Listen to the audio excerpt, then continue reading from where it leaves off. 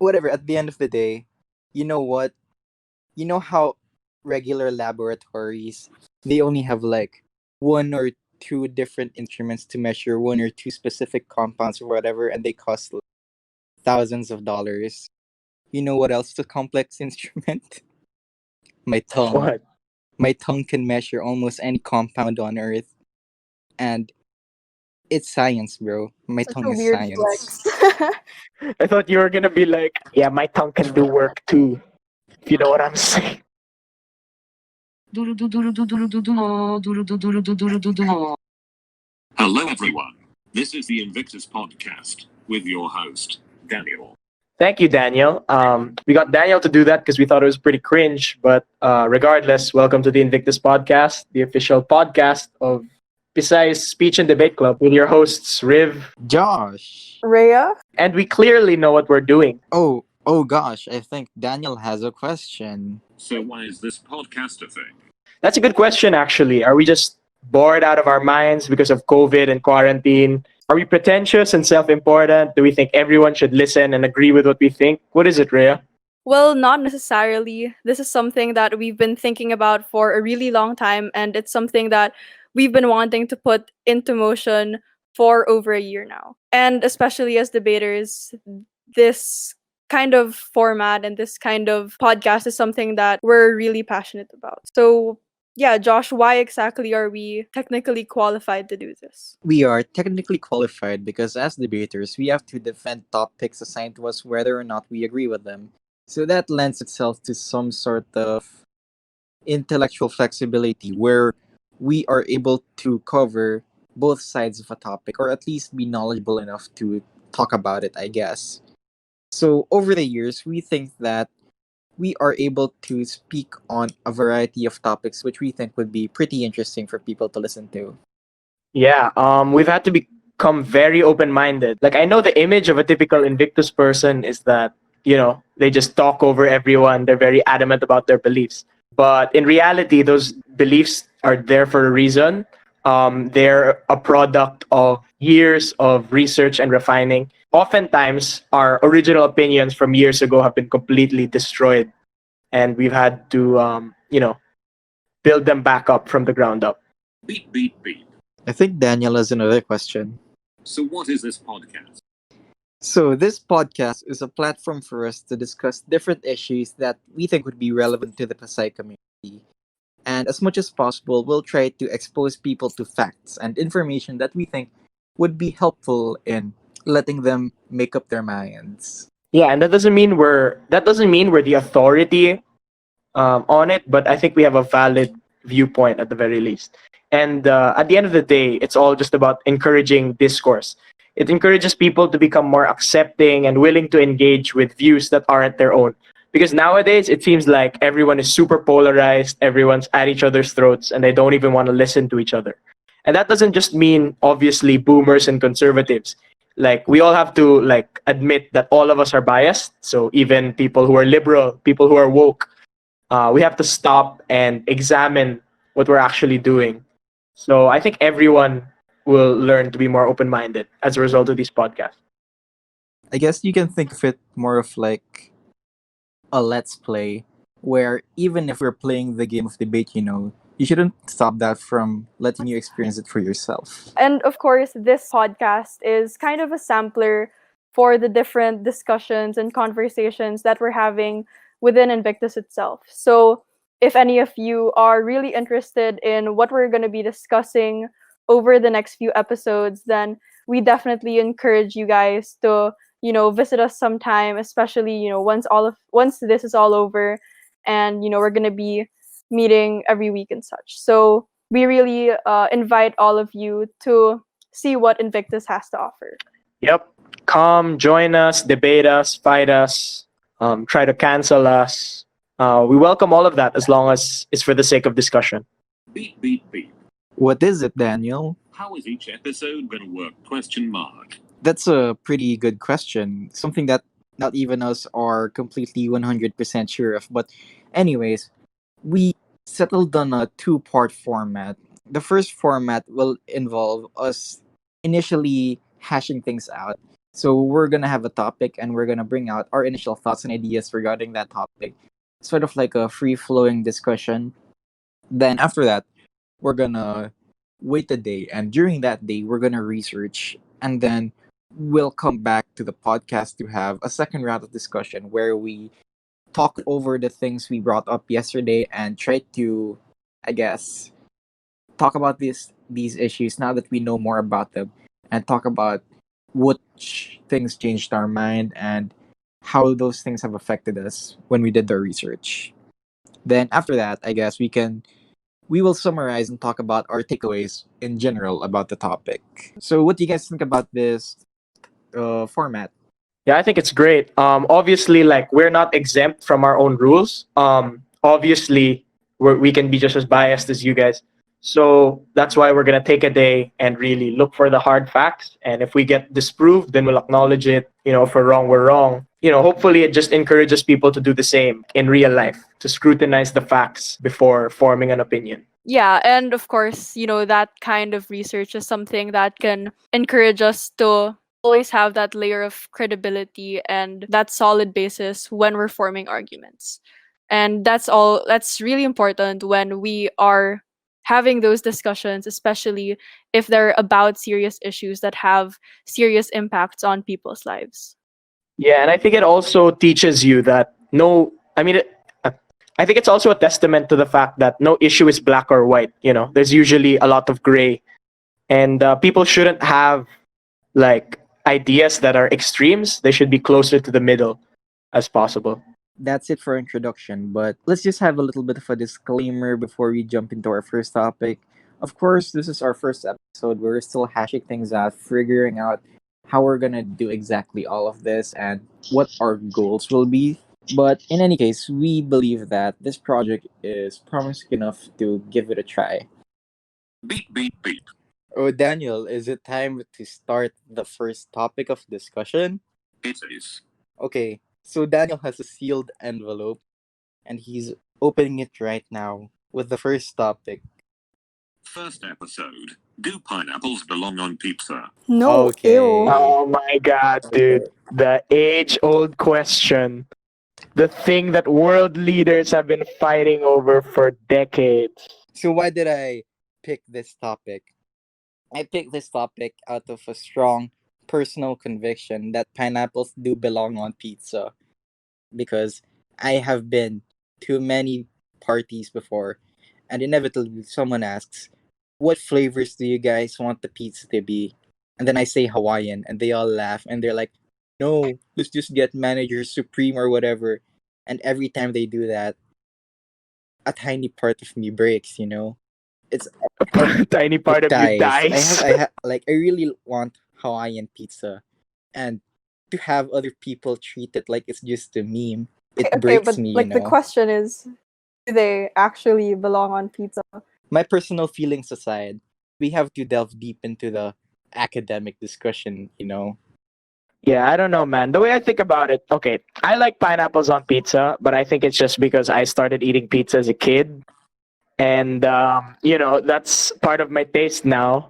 I started eating Hawaiian as a kid. But like now, I think if you're going to talk about it objectively, it doesn't really make sense to have pineapple on pizza, does it? It's like sweet, overwhelmingly sweet. And it's impossible to taste anything else. It's like when you get oppressed and then you get used to being oppressed. That's how you guys are describing pineapples on pizza. I don't think that pineapples should belong on pizza at all. I have a personal stake in this. When I was a child, just 7 years old, my family and I went to Yellow Cab, got some pineapples on pizza, and then I had to go to the hospital after. How does that even happen? I honestly have no idea. My body just straight out rejected it, and I've never been the same since. I've carried these scars for my entire life, and I hate Hawaiian pizza. Jesus. I guess Hawaiian pizza ruins the lives. stakes, the stakes here are very high. It seems. I never thought about it that way. Wow. I guess we all learned something. Is it right to still have Hawaiian pizza, to have the freedom to eat Hawaiian pizza, with the knowledge that it could kill. Isn't that just abusing your own privilege, bro? Who are you? How dare you eat Hawaiian pizza when others out there, African kids, can be dying from it as we speak? Every time I think of Hawaiian pizza, though, I think of all the nice things in life. I think about the tangy crunch, the tangy squish of that Hawaiian What the pizza hell, in my mouth. Josh? So I just I just can't live without it. Get it now. So, anyways, okay. How do we approach this on an academic level? This okay, first on a first level, do you guys think that pineapples belong on pizza on a culinary level? I mean, that's a good question. Do we know anything about culinary? I mean, you have to go to school for this stuff, right? You have to like spend 4 years of your life in a culinary school to become an accredited chef. I don't really know about the concepts of. Okay, what does on a culinary level mean? How do you guys interpret that? I mean, there's a science to it, right? There are certain flavors that go together, I guess. There are certain ingredients that complement each other. There's elements like texture, aside from taste, and all of that stuff. I don't know. Okay, that sounds like a pretty good definition for it. What flavors go together, like on average? Okay, let's try to analyze Hawaiian pizza from that perspective. I think that having the contrast of the sweet pineapple with the savory tomatoes and the cheesy cheese of the pizza, it's just perfect, you know? Like, The fuck? it's so good. You can't argue with it. Yeah, I think the contrast does mean that it elicits strong reactions, but in my case, it's really negative. You know, it's too contrasting and the flavors just don't mesh well together at all. Yeah, I mean, honestly, if I eat a slice of Hawaiian pizza, my mindset is like, I'm just gonna taste pineapple, and I have to be willing to do that, and I usually am. So, I mean, it's fine. Yeah, and there's nothing wrong with that. Certain highlighting certain flavors, even if they're not the norm for that category, it's still acceptable. Like I can't think of any other food. But looking forward to Hawaiian pizza for its sweetness rather than for its pizzaness isn't necessarily a bad thing. I mean, that's true, but I guess it defeats the purpose, right? Why not just chomp on a whole pineapple? I guess. It's like you're just using the pizza as a plate or something, right? You like pizza, it has its own kinds of flavors, its own kinds of like, little harmonies of flavor. And if you're just letting the pineapple, which is such a strong flavor profile, kind of dominate that, then it kind of takes away from the essence of the pizza. You know what you sound like? What? You're like one of those dark chocolate snobs who's like, "Murder, why do people even eat milk chocolate? Why don't they just eat a stick of sugar or something?"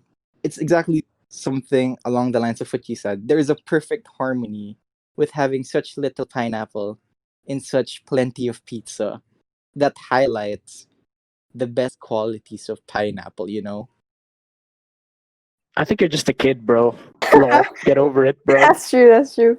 Yeah, we've been fighting about this, but I don't think we really have any facts to back our assertions up. So I think we just got to go back to this once we've actually done some research. What do you think? Yeah, we should. I feel like at the end of the day, science will be on my side. I mean, I think you're just an idiot, but I need to find facts to prove that first. I agree with Riv, so let's come back with some facts. All right, so we're back. This is the research portion. We all looked up some articles, looked for some sources. So about objectivity. So obviously, like pizza came from Italy, and apparently Italians are very dogmatic or traditional about the way they cook food. So pasta and pizza, they have the same views. They should be made the same way, and the general taste that they're supposed to achieve with pizza is savory.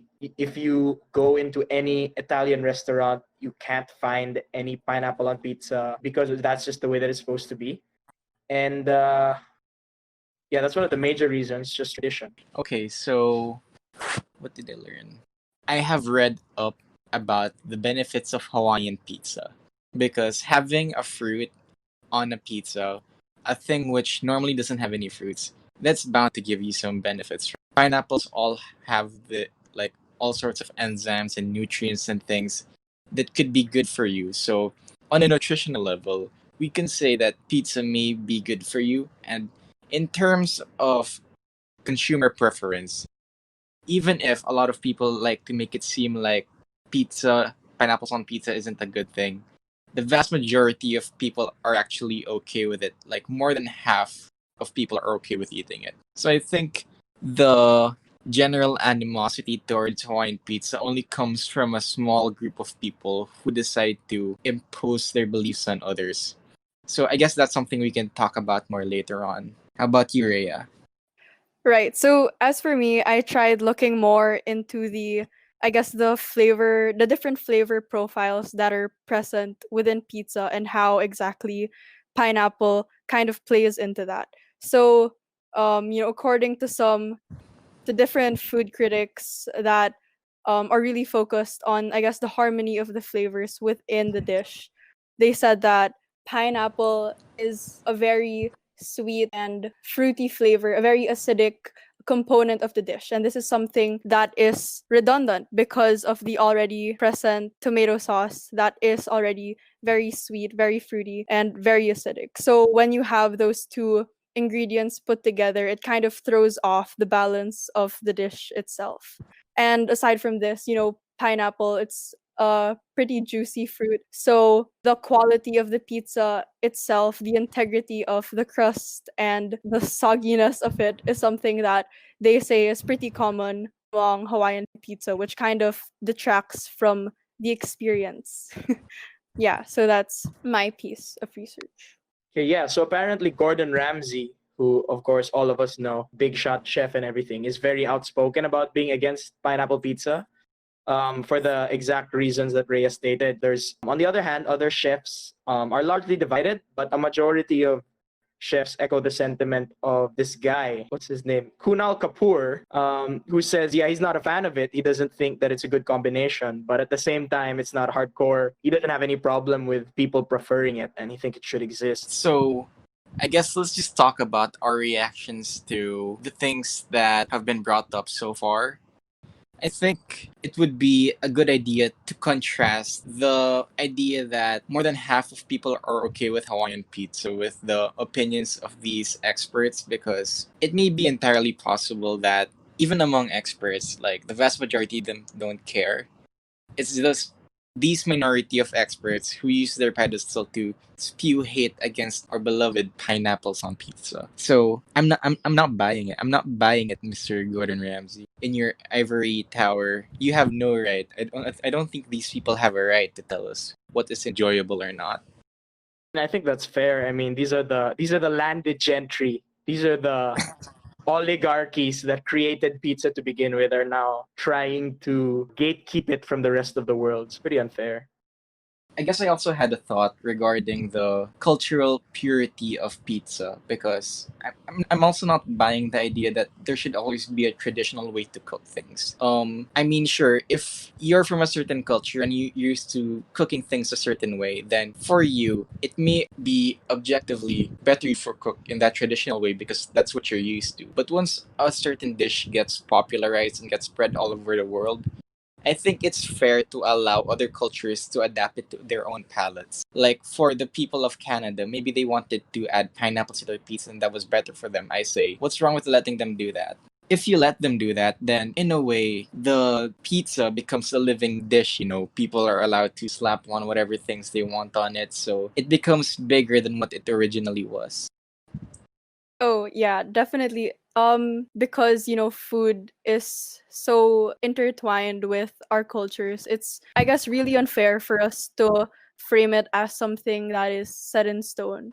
because food, it really evolves, especially with how interconnected different cultures are today, with so much like immigration, with food, and people just traveling all over the world, right? So like even with pizza, there are different styles that are budding from the original dish, especially people are going to New York and they have their own special brand of New York pizza. They have their own kinds of traditions that they're forming there. So it really doesn't seem, I guess, that fair to limit people to enjoying one version of the dish, because like the entire point of food is to bring people together and such. Yeah, pretty much anyone should be able to choose what they prefer, and it shouldn't be anyone else's business. You can that there's supposed culinary or scientific basis behind something, but what does that matter if people are making a knowing choice to continue eating anyway? So, summarizing all of that, it doesn't seem like there's a real problem with having pineapples on pizza. I feel like all the conflict is gone, which, to be fair, pineapples on pizza isn't a real controversial topic. A thought struck me, like, when did this pineapples on pizza trend start taking off? And apparently on Google Trends, if you look up pineapples on pizza, it really starts taking off in 2016.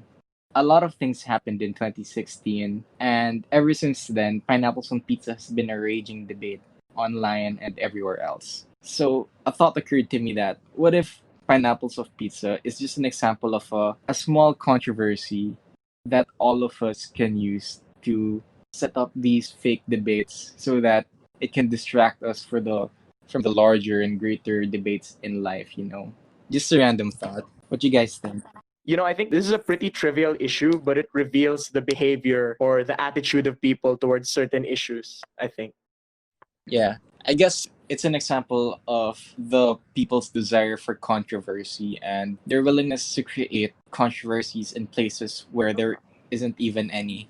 That's true, and there shouldn't be. But if you think about it, a lot of people love bandwagoning on this trend to be able to talk about pineapples on pizza or make an exaggerated joke out of the whole situation. But this is a pretty important issue because it speaks about how discrimination plays out in the real world. Yeah. Yeah, and I think it took off because it represents what discrimination can look like, even if there are literally no stakes at play. It's something people can use to sharpen their rhetorical skills, arguing over something inconsequential in order to maybe try and prepare themselves from the larger wars that they think are involved in everyday discourse. I guess so, but it also represents what discourse can become. It can become one sided, it can become overly biased, it can be inherently anti minority. When people just try to lean on the norm and know that they're backed by a majority well established belief, and they try to use that to censor or dictate the way that other people should act. Like, instead of having a discussion about it, they say, no, this can't be true. This can't be true in any way. And it kind of shuts out the discussion for the other side of the spectrum. Yeah. Yeah, and that kind of rhetoric, it makes it really hard for any kind of change to accrue, especially when you're silencing the very people who are being, to some extent, oppressed by that culture. And they're affected on so many different levels, right? They have to confront, okay, why exactly am I being pushed aside? Why am I being ostracized like this? And it's gonna, force them to do things that they don't want to do, gonna force them to adapt a culture that they don't subscribe to or actually believe in. So, how that kind of affects those people's mindset about how free and open they can be about what they like is pretty harmful. Yeah. Yeah, I think that was really well said. I think we really made the most of this topic. We turned a trivial discussion about pineapples on pizza into an allegory for how people act. Your words do have an effect on certain people. And when greater society tends to gang up on a certain minority and use their power and throw it around to try to control how people act, that's kind of messed up, man. It doesn't allow people to feel the way that they want to feel. And it doesn't allow them to make choices that would benefit them. But at the end of the day, I mean, the whole pineapples on pizza thing is mostly simply a joke, right? People need to calm down about some of the tweets that people like Gordon Ramsay say, because obviously they're just feeding into the meme. But I think that's a topic for another time. Yeah, so we're going to be tackling that next time because for our next episode, we're going to be talking about cancel culture. That's all for today, folks. See you next time.